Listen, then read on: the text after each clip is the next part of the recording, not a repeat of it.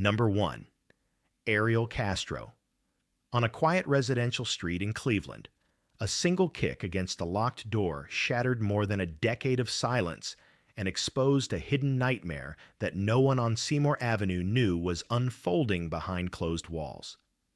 Before his name became synonymous with one of the most disturbing criminal cases in modern American history, Ariel Castro lived an outwardly ordinary life. He was born in 1960, raised in Cleveland, and worked for years as a school bus driver, a job that placed him daily among families and children who trusted him. Neighbors knew him as a musician who played bass guitar, a man who blended easily into the background of the city. He had children of his own, attended neighborhood gatherings, and maintained a routine that made him appear unremarkable, even dependable. Nothing in his public life hinted at the private world he was building behind the walls of his home at 2207 Seymour Avenue. That illusion began to crack in the early 2000s. Between 2002 and 2004, 3 young women vanished from the streets of Cleveland. Amanda Berry was just 16 years old when she disappeared on April 21, 2003, while returning from her job at a fast food restaurant. Michelle Knight, 21, had already lived a difficult life when she went missing in August 2002 after getting lost on her way to a court hearing. Gina DeJesus, only 14, disappeared in April 2004 while walking home from school. Each disappearance sparked searches and headlines, but as months turned into years, the cases grew cold and hope slowly faded. Inside Castro's house, however, the truth remained locked away. The women had been abducted and held captive, restrained inside a small home that stood just blocks from where neighbors carried on their daily lives. The captives were isolated from the outside world, subjected to strict control, and forced to endure years of confinement that erased any sense of time. Castro carefully managed his double life, maintaining enough normalcy to avoid suspicion while enforcing absolute dominance within his home. For over a decade, the disappearances remained unsolved, and the city moved on, unaware that all 3 victims were still alive. The turning point came unexpectedly on May 6, 2013. That afternoon, Amanda Berry saw a rare opportunity when Castro left the house. With years of desperation behind her, she kicked repeatedly at a door that had kept her trapped. The sound drew the attention of a neighbor, Charles Ramsey, who rushed to help. Together, they forced the door open, and Berry fled the house carrying her 6-year-old daughter, a child she had given birth to while in captivity. Police arrived within minutes, and what they found inside confirmed a horror beyond anything investigators had imagined. Michelle Knight and Gina DeJesus were discovered alive inside the home. The missing women of Cleveland had not vanished at all. They had been held just miles from where their faces appeared on missing person posters for years. The rescue stunned the nation, not only because of the length of their captivity, but because of how close the crime had been to everyday life. Castro was arrested the same day, and the house on Seymour Avenue was immediately sealed as a crime scene. As the investigation unfolded, the scale of the case became clear. Prosecutors detailed years of abuse, kidnapping, and control, supported by physical evidence and survivor testimony. The number of charges grew rapidly, ultimately reaching 937 counts, including kidnapping and multiple violent offenses tied to the prolonged captivity. The case moved quickly through the legal system, driven by overwhelming evidence and public outrage. Castro initially pleaded not guilty, but as trial preparations advanced, the weight of the case left little room for defense. In July 2013, Ariel Castro entered a guilty plea to all major charges, a move designed to avoid the possibility of the death penalty. During the sentencing hearing in August, the courtroom became a place of reckoning. Survivors spoke directly about the years taken from their lives, while prosecutors emphasized the calculated nature of the crimes. The judge sentenced Castro to life in prison without the possibility of parole, plus an additional 1,000 years ensuring he would never be free again. The sentence was intended to reflect not just punishment, but the magnitude of harm inflicted over more than a decade. The case appeared closed, but the story did not end in the courtroom. Just 1 month into his sentence, on September 3, 2013, Ariel Castro was found dead in his prison cell. His death came without warning and without further explanation from the man whose actions had caused so much suffering. For the survivors, the loss of a trial meant unanswered questions would remain forever. For the public, it was a stark reminder that justice does not always deliver a sense of closure. Today, the house on Seymour Avenue no longer stands, demolished to erase a physical reminder of the crimes committed there. Amanda Berry, Michelle Knight, and Gina DeJesus have gone on to rebuild their lives, choosing resilience over silence. Their survival transformed a story of horror into one of endurance, while the city of Cleveland was left to confront how easily evil can hide behind familiarity. But as investigators closed the file on Seymour Avenue, another case from a completely different world was already drawing attention, one that would shift the focus from a hidden house in Ohio to a battlefield thousands of miles away. Number 2, Robert Bales. In the stillness of an Afghan night, when most of the world was asleep, a single soldier stepped beyond the wire of his base and set in motion an event that would redefine how a nation confronted the limits of war. Robert Bales did not arrive in Afghanistan as a stranger to military life. Born in Ohio in 1974, he grew up in a working-class household and later built a family of his own. He joined the U.S. Army after the September 11 attacks, serving multiple deployments in Iraq before being sent to Afghanistan in late 2011. To those around him, Bales was a career soldier, a staff sergeant trusted with leadership responsibilities. He was a husband and a father, someone who had endured years of combat stress but continued to wear the uniform. On the surface, his life followed a familiar pattern seen across countless military families shaped by long wars.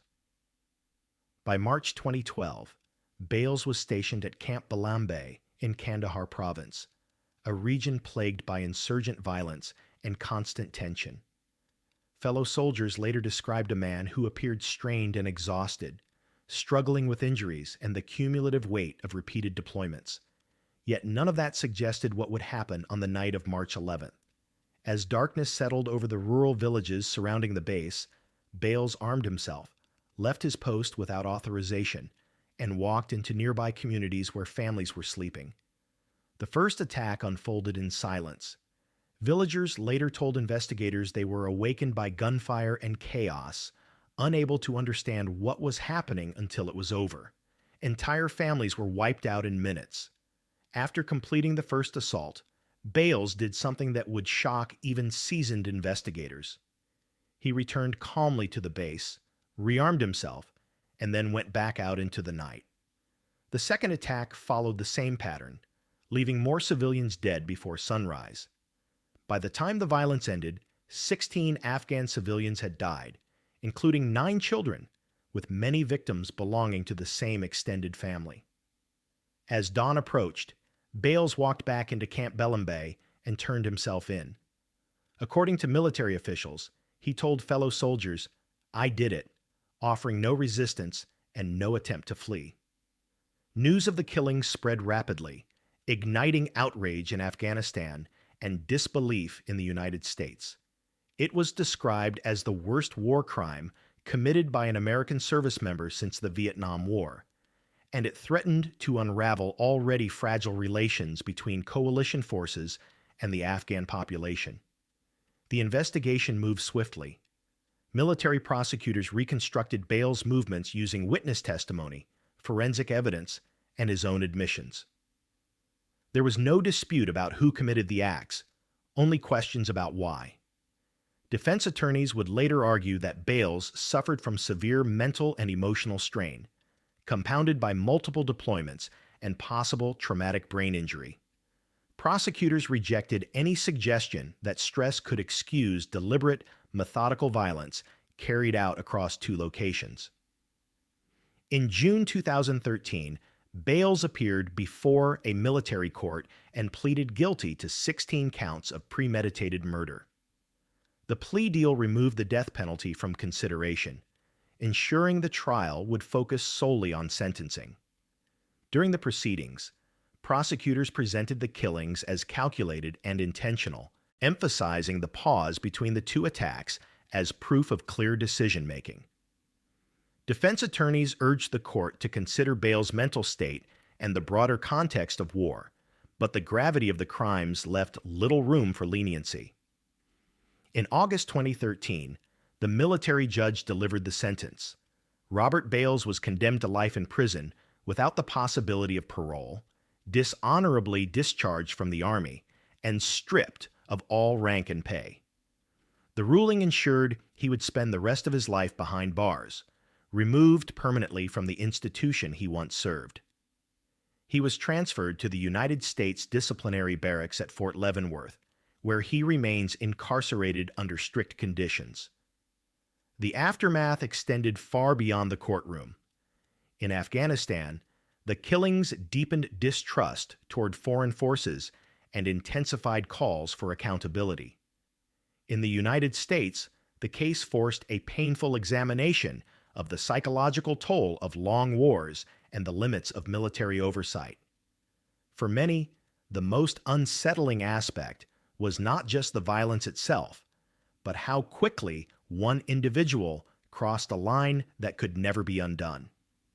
Today, Robert Bales lives in near total isolation, his name preserved in military history not for service, but for betrayal of the very principles he was sworn to uphold. The victims' families continue to grieve, their losses serving as a reminder that war's consequences are not confined to battlefields or borders. Yet while this case unfolded in a distant conflict zone, the next story would strike at the heart of an American military base, proving that the deadliest threats do not always come from outside the gates. Number 3. Nidal Hasan. On an ordinary weekday morning in Central Texas, a place designed to prepare soldiers for deployment became the setting for the deadliest attack ever carried out on a United States military base. Nidal Malik Hasan was born in 1970 and raised in a family that valued education and discipline. Intelligent and soft-spoken, he excelled academically and followed a path that seemed rooted in service rather than violence. He earned a medical degree and joined the U.S. Army as a psychiatrist, tasked with treating soldiers struggling with trauma, stress, and the psychological costs of war. To colleagues, Hasan was reserved and socially awkward, but nothing about his outward demeanor suggested imminent danger. He wore the same uniform as everyone else and held the rank of major, a position that carried authority and trust. Yet beneath that professional exterior, Hasan was quietly unraveling. As the wars in Iraq and Afghanistan intensified, his role required him to counsel soldiers preparing for combat and those returning from it. Over time, his peers noticed troubling changes. He expressed increasingly extreme views during presentations and conversations, often focusing obsessively on violence against Muslims overseas. Supervisors documented concerns about his behavior, but no decisive action was taken. Hasan remained in his position, continuing his work while his internal conflict deepened. On November 5, 2009, Hasan reported to Fort Hood's Soldier Readiness Processing Center, a building filled with service members completing final administrative steps before deployment. Many were young, unarmed, and focused on paperwork, medical checks, and briefings. Shortly after arriving, Hasan stood up, drew a semi-automatic handgun, and opened fire. In a matter of minutes, chaos engulfed the room. Soldiers and civilians tried to flee, hide, or help the wounded as gunfire echoed through the building. By the time military police confronted him, Hasan had fired more than 200 rounds, 13 people were killed, including one unborn child, and dozens more were wounded. Responding officers shot Hassan, leaving him paralyzed from the waist down. He survived, but the attack left an indelible scar on the base and the nation. Fort Hood was placed on lockdown, and news of the shooting spread rapidly across the world. The investigation that followed revealed a pattern of warning signs that had gone unaddressed. Authorities uncovered Hassan's communications with a radical cleric overseas and his increasing identification with extremist ideology. These findings raised difficult questions about institutional oversight, intelligence sharing, and whether the tragedy could have been prevented. For families of the victims, those questions only deepened the pain, as it became clear that concerns had existed long before shots were fired. Hassan was charged with 45 counts of premeditated murder and attempted murder under military law. From the outset, the case defied expectations. Hassan chose to represent himself, rejecting appointed counsel and using the courtroom as a platform to frame his actions as ideological warfare rather than criminal violence. He openly admitted responsibility for the shooting, making the trial less about guilt and more about accountability and consequence.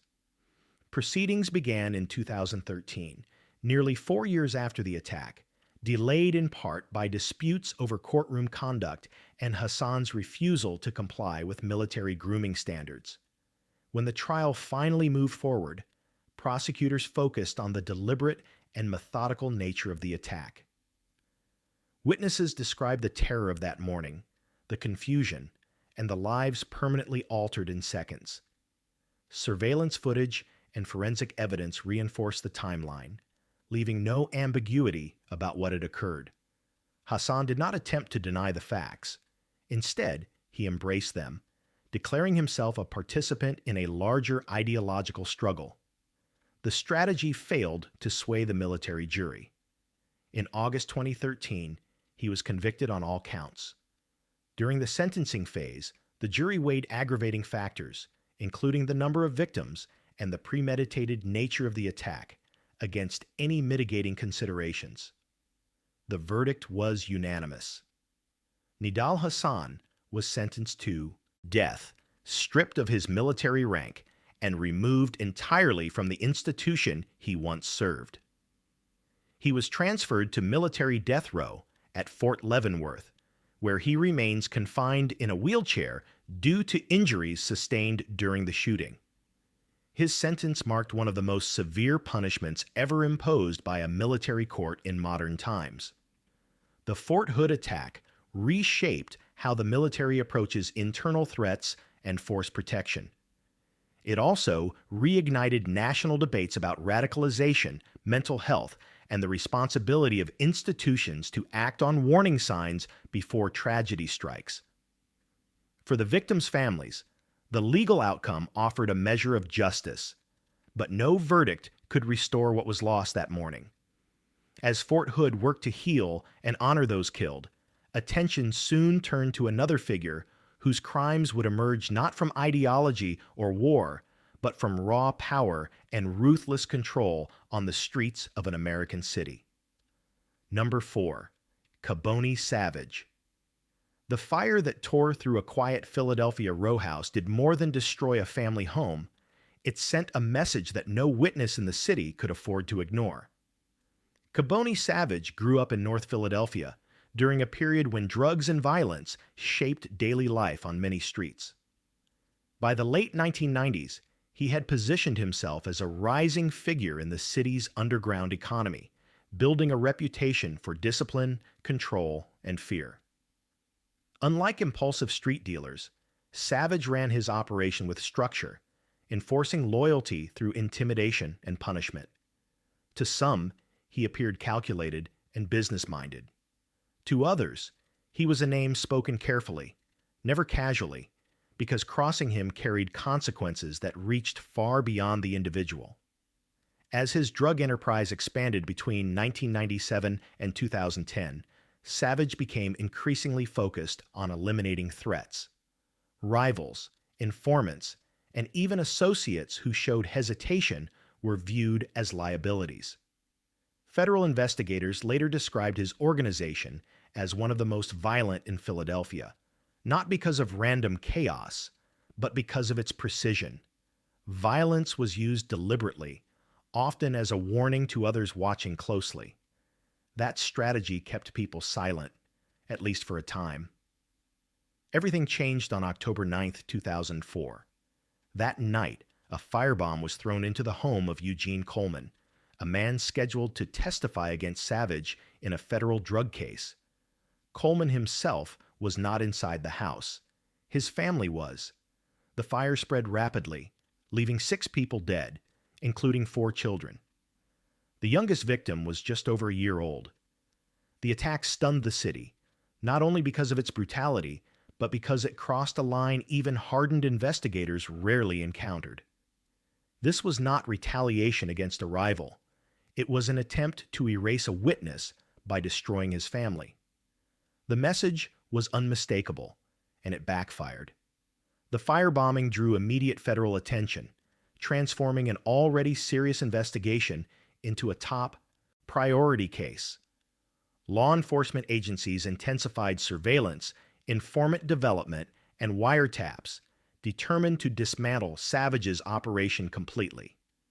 The killings galvanized prosecutors, who now had both the motive and the urgency to pursue the most severe charges available under federal law. As investigators peeled back the layers of Savage's organization, a broader pattern emerged. The firebombing was not an isolated act. Prosecutors linked Savage to a series of murders carried out between 1998 and 2004, all connected to maintaining control, silencing witnesses, or punishing perceived disloyalty. The total number of victims tied to his organization reached 12, each case reinforcing the image of a leader who ruled through calculated terror. Even incarceration did not stop him. While awaiting trial, Savage continued to issue threats, attempting to intimidate witnesses from behind bars. Those actions only strengthened the government's case, adding charges that painted a clear picture of ongoing criminal intent. By the time the case reached trial, prosecutors were prepared to present Savage not just as a drug dealer, but as the architect of a violent enterprise built on fear. The trial began in federal court in 2013 and unfolded over several weeks. Jurors heard testimony from former associates, law enforcement officials, and experts who detailed how the organization operated and how orders flowed from the top down. Central to the prosecution's argument was the idea of command responsibility. Savage, they argued, may not have physically carried out every act, but he authorized them, knowing exactly what the consequences would be. Defense attorneys attempted to cast doubt on witness credibility, pointing to plea deals and cooperation agreements. They argued that the government's case relied too heavily on testimony from individuals seeking reduced sentences. Prosecutors countered by reinforcing those statements with phone records, intercepted communications, and physical evidence that aligned with the witnesses' accounts. Piece by piece, the narrative held together. In May 2013, the jury returned its verdict. Caboni Savage was convicted of murder in aid of racketeering, witness retaliation, and multiple related offenses. The conviction cleared the way for sentencing under federal capital statutes, a rare and severe outcome. In June, the court imposed 13 death sentences, one for each murder tied to the enterprise, marking the first federal death sentence in the Eastern District of Pennsylvania since 1988. For years, Savage remained on federal death row as appeals moved slowly through the courts. The sentence stood as a symbol of the government's response to extreme witness intimidation and organized violence. But in December 2024, that chapter shifted. President Joe Biden commuted Savage's death sentence to life without the possibility of parole, converting execution into permanent imprisonment. The decision reignited debate about punishment, justice, and the legacy of one of Philadelphia's most infamous criminal cases. Today, Caboni Savage remains behind bars, removed permanently from the streets he once controlled. The victims of the firebombing and the other murders linked to his organization are remembered not as collateral damage, but as lives taken to enforce silence. Their deaths reshaped federal witness protection strategies and reinforced the lengths prosecutors will go to when intimidation becomes mass violence. As Philadelphia reckoned with the devastation left by one man's pursuit of power, another story was unfolding in a very different arena, where authority was not seized through fear on the streets, but handed over by voters inside City Hall. Number 5.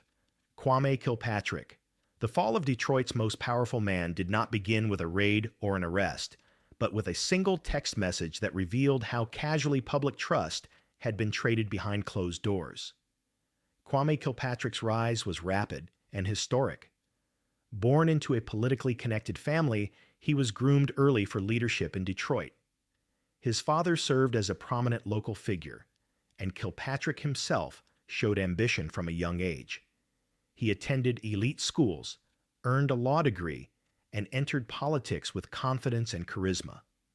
By 2001, at just 31 years old, he was elected mayor of Detroit, becoming the youngest person ever to hold the office. Supporters saw him as the face of a new era, a leader who promised reform, progress, and renewed pride for a city struggling with economic decline. In public, Kilpatrick projected authority and optimism. He spoke passionately about rebuilding Detroit, restoring jobs, and protecting neighborhoods. Privately, however, prosecutors would later argue that City Hall had become something very different. From 2002 to 2008, Kilpatrick used his position not as a platform for service, but as leverage. Contractors seeking city business were pressured, allies were rewarded, and loyalty was enforced through fear of exclusion or retaliation. What appeared to be governance was, behind the scenes, a carefully managed operation designed to enrich those at the top. The first cracks appeared when investigative reporters uncovered a secret settlement paid by the city to resolve a whistleblower lawsuit involving Kilpatrick's former police chief. At the center of the case were thousands of text messages Kilpatrick had sworn under oath did not exist. When those messages surfaced, they revealed not only perjury, but a pattern of deception that extended far beyond a personal scandal. The messages exposed efforts to obstruct justice, intimidate witnesses, and misuse public funds to protect personal interests. As scrutiny intensified, federal investigators expanded their focus. What began as a local controversy evolved into a sweeping corruption probe. Agents traced financial records, examined city contracts, and followed money trails that led back to Kilpatrick and his inner circle. Central to the case was contractor Bobby Ferguson, a close ally who allegedly funneled bribes and kickbacks through rigged construction projects. Prosecutors described a system where public contracts were awarded not on merit, but on loyalty, with inflated costs passed directly to taxpayers. The scope of the misconduct grew clearer with each indictment. Kilpatrick was accused of racketeering, extortion, mail fraud, wire fraud, and tax evasion. Witnesses described cash payments delivered in envelopes, luxury travel funded by contractors, and a pattern of demands that left businesses with little choice but to comply. One fundraiser testified that Kilpatrick had pressured her to hand over stacks of cash hidden on her body, an allegation that stunned even seasoned observers of political corruption. In 2013, the case went to trial in federal court. Over 4 months, jurors heard testimony from former allies, city officials, and financial experts who laid out the mechanics of what prosecutors called the Kilpatrick enterprise. They argued that the mayor had treated Detroit like a personal bank account, using intimidation and secrecy to maintain control. defense attorneys countered that the case relied too heavily on cooperating witnesses motivated by self-interest, insisting that political favoritism did not amount to organized crime. The jury disagreed. In March 2013, Kwame Kilpatrick was convicted on 24 of 30 counts.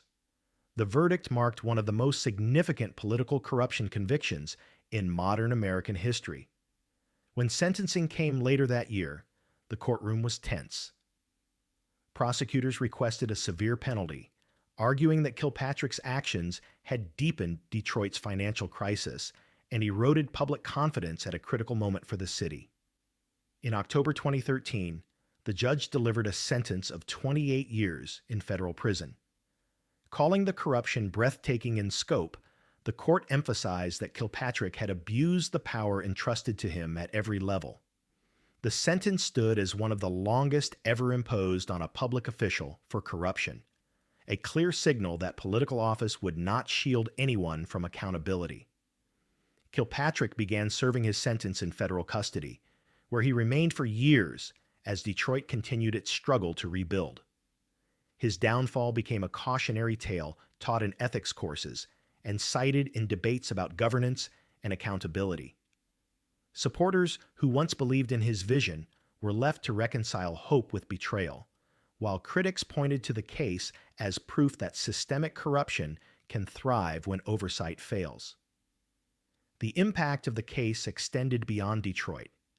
It reshaped how federal prosecutors pursue public corruption and reinforced the idea that racketeering laws can apply not just to organized crime families, but to elected officials who operate with similar structure and intent. For the city, the damage was not only financial, but cultural, a reminder of how deeply leadership choices can shape a community's fate. As Detroit worked to regain trust and stability, national attention soon shifted to a very different kind of case, one driven not by power or politics, but by obsession that would turn a private relationship into a public courtroom spectacle. Number 6. Jodi Arias. The story did not begin with a crime scene, but with a photograph recovered from a damaged camera, an image that quietly contradicted every explanation that would come after it. Jodi Arias appeared, at first glance, to be unremarkable. Born in California in 1980, she grew up in a turbulent household marked by instability and strained family relationships. As an adult, she drifted between jobs, struggled to find direction, and often defined herself through the people she attached to. In 2006, she met Travis Alexander, a successful motivational speaker and salesman living in Mesa, Arizona. Charismatic and driven, Alexander was deeply involved in his faith community and appeared to embody the ambition and confidence Arias lacked. Their relationship moved quickly, intense from the beginning, and increasingly volatile over time. By 2007, the relationship had ended, at least officially. Alexander continued his career and dated other women, while Arias struggled to let go. She moved closer to him, changed aspects of her lifestyle, and maintained frequent contact despite being told repeatedly that the relationship was over. Friends later described her behavior as obsessive, noting patterns of jealousy and emotional volatility. Still, nothing suggested that the tension would escalate into violence. On June 4, 2008, Travis Alexander failed to show up for an important work trip. When friends grew concerned and went to his home days later, they discovered his body in the bathroom. The scene immediately raised red flags. Investigators found evidence that pointed to a violent struggle, and suspicion quickly turned toward the last known person to have spent time with him. Jodi Arias became the focus of the investigation almost immediately. At first, Arias denied being at the house that day. She told police she had not seen Alexander in weeks and claimed she was nowhere near Mesa at the time of his death. When confronted with evidence placing her in the area, her story changed. She then claimed masked intruders had broken into the home and killed him, forcing her to flee in fear. Each version unraveled under scrutiny, adding layers of inconsistency that investigators carefully documented. The critical breakthrough came from a digital camera recovered from Alexander's washing machine. Though damaged, forensic analysts were able to retrieve photographs taken on the day of the killing. The images showed Arias and Alexander together just hours before his death, appearing relaxed and intimate. The final photographs captured moments that left no doubt about her presence at the scene. The timeline established by those images would become one of the most powerful pieces of evidence in the case. Faced with this proof, Arias changed her account again. This time, she admitted to killing Alexander, but claimed it was an act of self-defense, alleging years of emotional and physical abuse.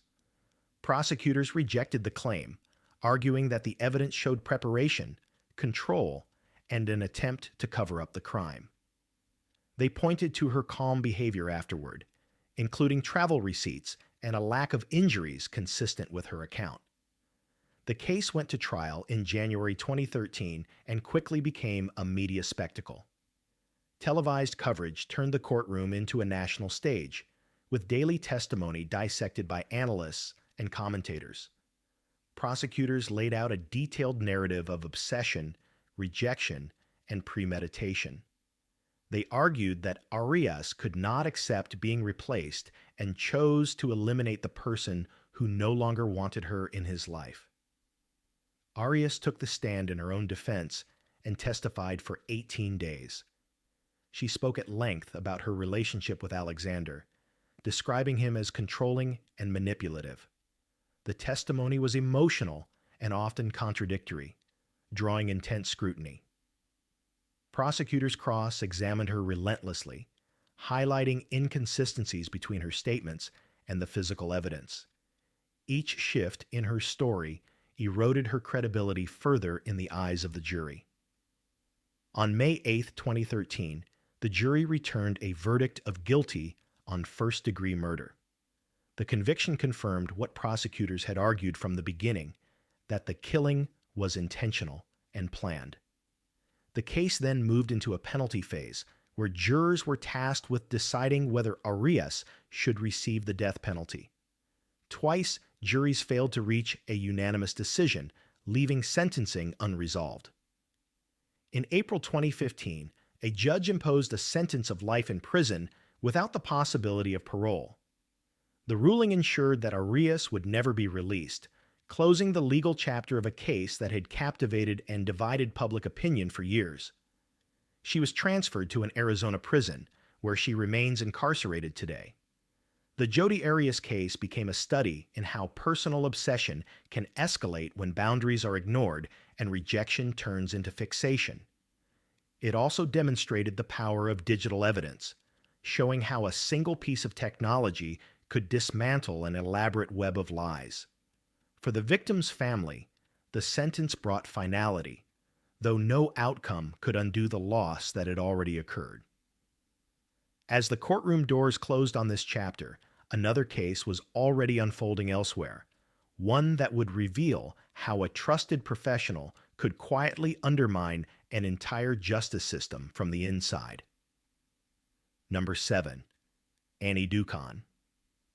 The collapse did not begin with a dramatic arrest or a whistleblower stepping forward, but with a quiet realization that thousands of criminal cases no longer made sense. Annie Ducan built her career on the promise of scientific certainty. Born in 1977, she presented herself as a disciplined, high-performing chemist, someone who thrived under pressure and delivered results faster than anyone else. In 2003, she was hired by the Massachusetts State Police to work at the Hinton Drug Laboratory in Boston, a facility responsible for testing substances seized in criminal investigations. Prosecutors quickly came to rely on her work. Her turnaround times were unmatched, her productivity unmatched, and her confidence unwavering. In a system drowning in backlogs, Ducan appeared to be the solution everyone needed. Inside the lab, however, her reputation began to raise eyebrows. Colleagues noticed that Ducan processed samples at an almost impossible speed. While others carefully followed protocols, she completed tests in fractions of the time, often working alone and guarding her methods closely. Supervisors praised her output, rewarding her with responsibility and recognition. No one questioned the results because questioning them would mean slowing down an already overwhelmed justice system. Efficiency, it seemed, mattered more than scrutiny. The first warning signs emerged gradually. Defense attorneys began requesting documentation that did not align with Ducon's reported workload. Some test results appeared identical across unrelated cases. Internal audits revealed inconsistencies, but they were initially dismissed as clerical errors. It was not until 2012 that the pattern could no longer be ignored. Investigators discovered that Ducon had been falsifying drug test results, certifying substances as illegal drugs without conducting proper analysis. As the investigation deepened, the scope of the misconduct became staggering. Ducan had routinely identified drugs by sight, bypassing chemical testing entirely. In some cases, she contaminated samples to ensure a positive result. She forged colleagues' signatures, altered records, and lied repeatedly about her credentials, including falsely claiming to hold a master's degree in chemistry. Each shortcut she took pushed cases through the system faster, but at the cost of accuracy and truth. When confronted, Ducon initially denied wrongdoing, insisting she had simply been an efficient worker. That explanation collapsed under evidence. Prosecutors and investigators determined that her actions compromised more than 34,000 criminal cases, a figure so large it threatened to overwhelm the Massachusetts court system. Defendants who had pleaded guilty based on her testimony now faced the possibility that the evidence against them had never been properly tested. The legal fallout was immediate and unprecedented. Courts began vacating convictions, dismissing charges, and releasing individuals who had already served time.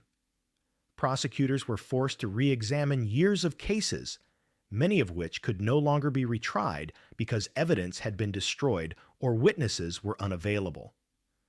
Public confidence in the justice system eroded as the scale of the damage became clear. What had been presented as scientific certainty was exposed as institutional failure. In November 2013, Annie Ducon appeared in court and pleaded guilty to 27 criminal counts, including obstruction of justice, perjury, and evidence tampering.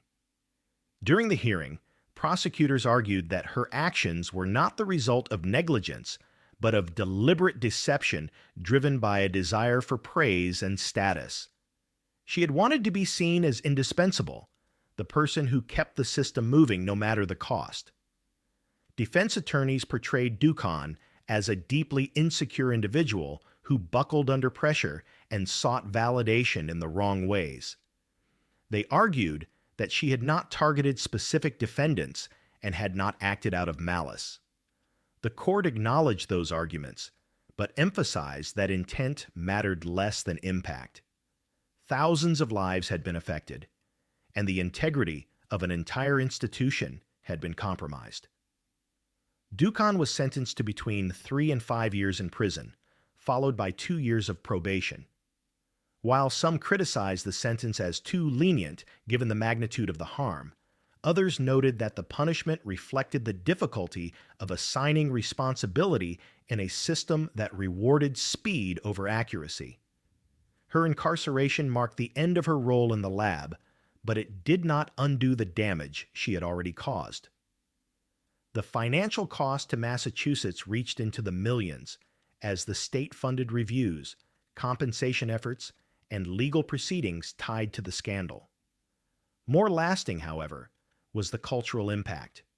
Crime labs across the country reevaluated their oversight procedures, accreditation standards, and internal audits. The Ducon case became a cautionary tale taught in law schools and forensic programs, a reminder that science without accountability is no safeguard at all. Today, Annie Ducon lives outside the public spotlight, her name permanently associated with one of the worst forensic scandals in American history. The people affected by her actions continue to navigate the consequences, some rebuilding lives that were interrupted by wrongful convictions, others grappling with cases that will never be fully resolved. And as Massachusetts struggled to restore trust in evidence and expertise, another case was already gaining attention, one involving a police officer whose personal life would unravel into a mystery that still refuses to fade. Number 8. Drew Peterson.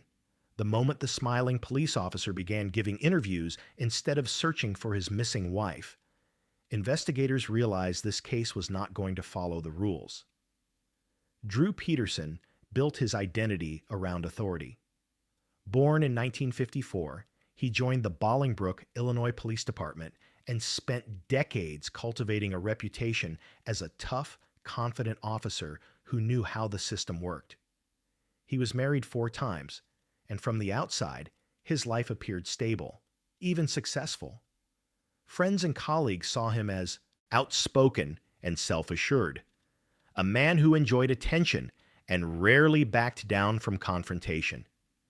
But behind that confidence was a pattern that would eventually draw intense scrutiny. His third wife, Kathleen Savio, was in the process of divorcing Peterson when she was found dead in her home on March 1, 2004. She was discovered in a dry bathtub with a head injury, and despite early concerns raised by family members, her death was ruled an accident. Peterson accepted the ruling and moved on quickly, marrying his fourth wife, Stacy Peterson, within months. At the time, few questioned the official conclusion, largely because of Peterson's position in law enforcement. Everything changed in October 2007 when Stacy Peterson, just 23 years old, vanished without warning. Drew Peterson claimed she had left him for another man and did not want to be found. But her family insisted something was wrong. Stacy had left behind her car, her personal belongings, and her 2 children, a decision that made no sense to those who knew her. As media attention intensified, Peterson's behavior became increasingly unusual. Instead of avoiding the spotlight, he embraced it. Peterson gave interviews, made jokes, and appeared to relish the attention. He openly taunted investigators and critics, even suggesting a win a date with Drew contest during a radio appearance. To the public, his confidence appeared unsettling. To investigators, it raised red flags. As they dug deeper into his history, they began to re-examine Kathleen Savio's death with fresh eyes. In 2008, Savio's body was exhumed, and a new autopsy revealed injuries inconsistent with an accidental fall. The case was reclassified as a homicide. Prosecutors now believe that Savio had been killed during a domestic dispute years earlier, and that Stacy's disappearance followed a similar pattern. But there was a problem. Stacy's body had never been found, and key witnesses were unavailable. Building a case against a former police officer with no direct physical evidence was an uphill battle. That challenge led to a controversial legal strategy. Illinois lawmakers passed a statute allowing certain hearsay statements into evidence when a victim was unavailable to testify due to wrongdoing by the defendant. The law became known as Drew's Law, and it allowed prosecutors to introduce statements Savio had made to friends and family expressing fear of Peterson and concerns about her safety. The move sparked legal debate, but it gave the prosecution a path forward. Peterson was arrested in 2009 and charged with the murder of Kathleen Savio. His trial began in 2012, drawing national attention. Prosecutors painted a portrait of a man who used his knowledge of law enforcement to evade suspicion and manipulate investigations. They argued that Peterson had a pattern of controlling behavior and silencing those who threatened him. The defense countered that the case was built on unreliable testimony and circumstantial evidence, insisting that the state had no proof beyond speculation. The jury deliberated carefully, weighing the unusual evidence and the credibility of witnesses. On February 21st, 2013, Drew Peterson was convicted of first-degree murder in Savio's death.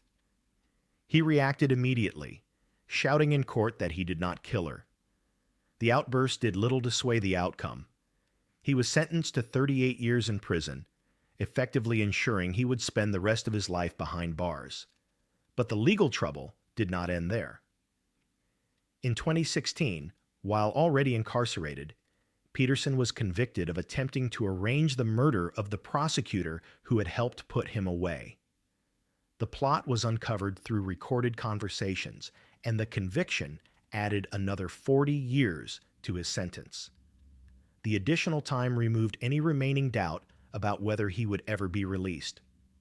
Today, Drew Peterson is serving his sentence in federal prison in Indiana.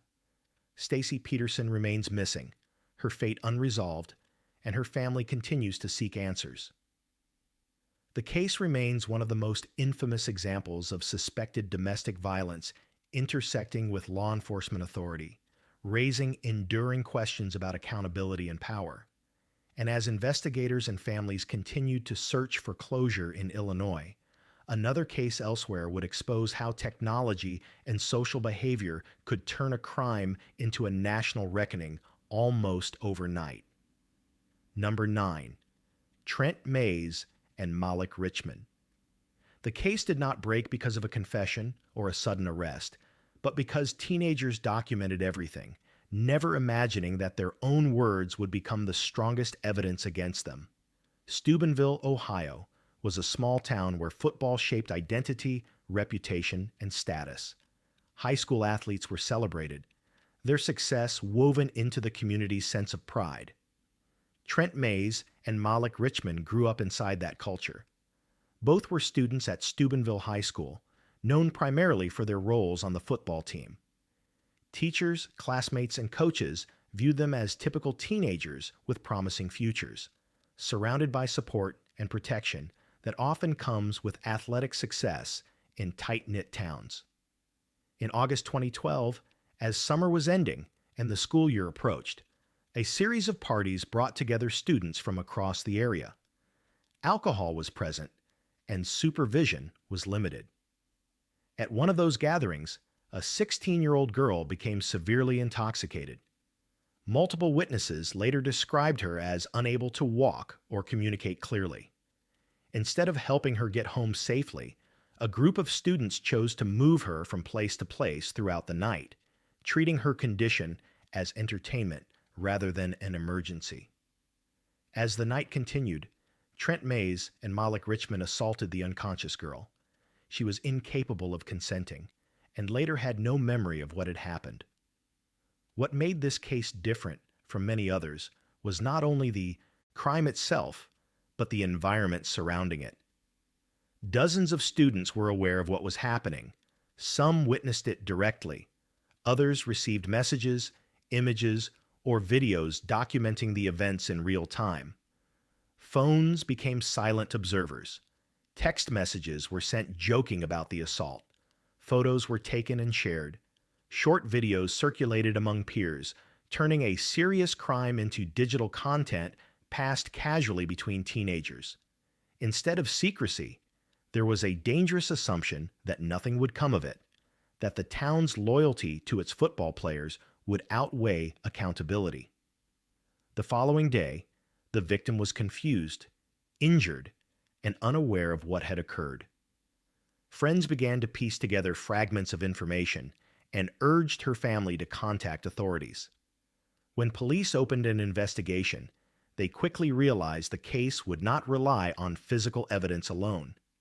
The digital trail left behind by students provided a detailed timeline, capturing statements, reactions, and admissions that could not be explained away. As investigators reviewed the material, the culture surrounding the case came into focus. Many students knew what had happened but chose silence. Some appeared more concerned with protecting reputations than acknowledging harm.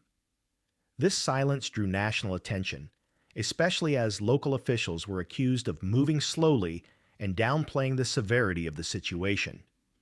The perception that the town was closing ranks around its athletes sparked outrage far beyond Ohio. The case exploded into the national spotlight when the online activist group Anonymous became involved. They accused local authorities of protecting the players and launched protests demanding justice for the victim. Anonymous released a video compilation of students joking about the assault, forcing the broader public to confront how casually the crime had been discussed. The attention intensified pressure on prosecutors and ensured the case would be watched closely from start to finish. Trent Mays and Malik Richmond were charged in juvenile court, reflecting their ages at the time of the offense. Mays faced additional charges related to the creation and distribution of explicit images of a minor. The decision to prosecute in juvenile court sparked debate, with critics arguing the penalties would not reflect the seriousness of the crime. Prosecutors countered that the law required the case to proceed within that system. The trial began in early 2013 and unfolded without cameras, as juvenile proceedings are typically closed to the public. Inside the courtroom, prosecutors relied heavily on digital evidence. Text messages sent by the defendants were read aloud. Photos and videos shared among students were presented. Witnesses described the victim's condition and the behavior of those involved. The narrative that emerged was not one of misunderstanding, but of deliberate exploitation. Defense attorneys argued that intoxication blurred responsibility and that the events had been mischaracterized. They attempted to minimize intent and challenge witness credibility. But the digital record told a different story. Messages sent during and after the assault revealed awareness of what had occurred, undercutting claims of confusion or innocence. The evidence showed that the defendants knew the victim was incapacitated. In March 2013, the juvenile court judge delivered the verdict. Both Trent Mays and Malik Richmond were found delinquent for their roles in the assault, the juvenile equivalent of a conviction. Mays was sentenced to 2 years in a juvenile detention facility, with an additional year for offenses related to image distribution. Richmond received a sentence of 1 year.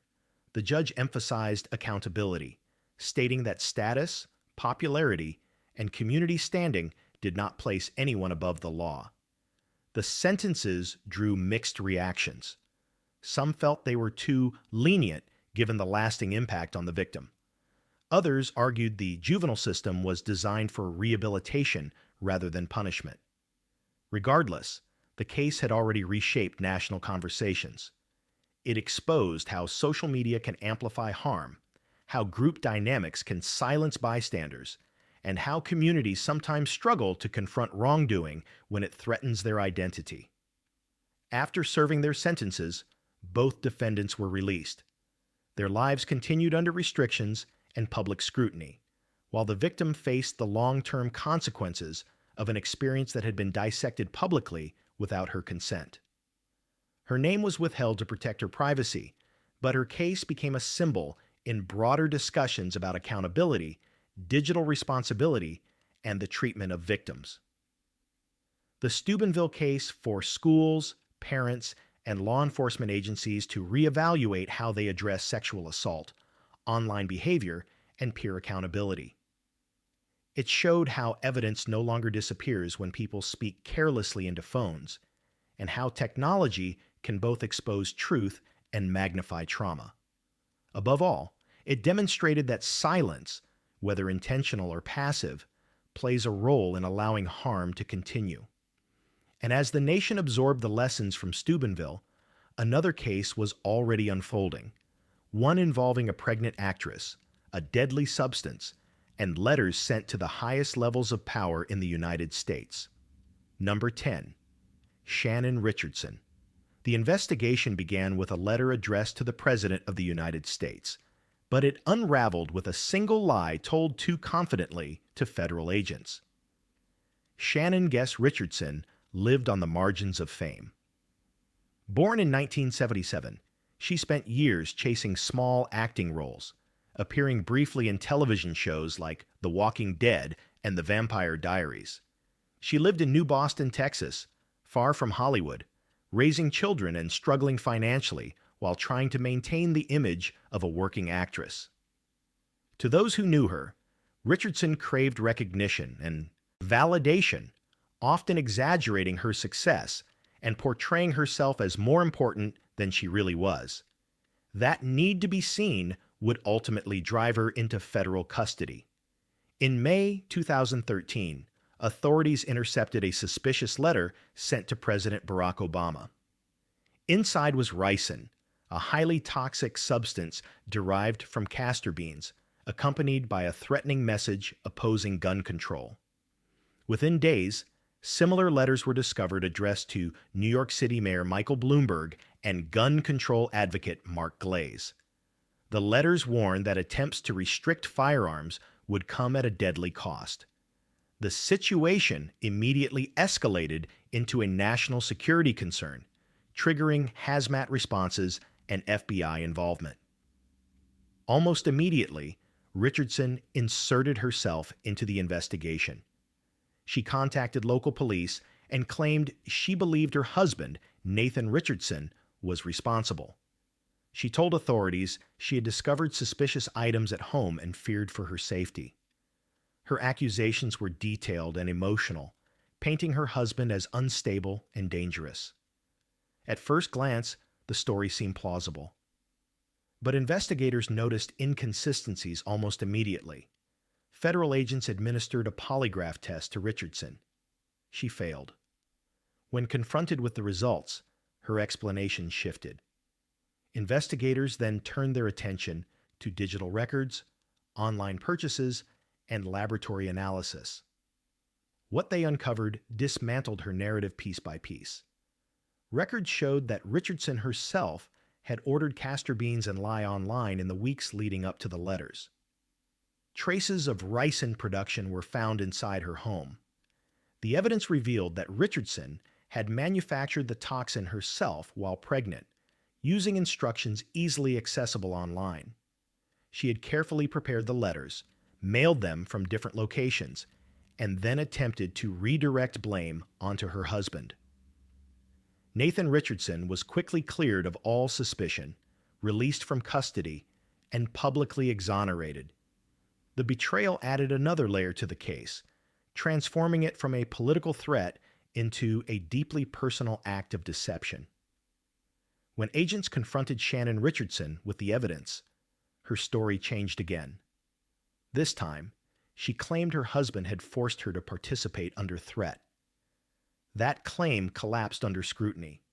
There was no supporting evidence, and her prior statements contradicted the account entirely. The pattern was now unmistakable.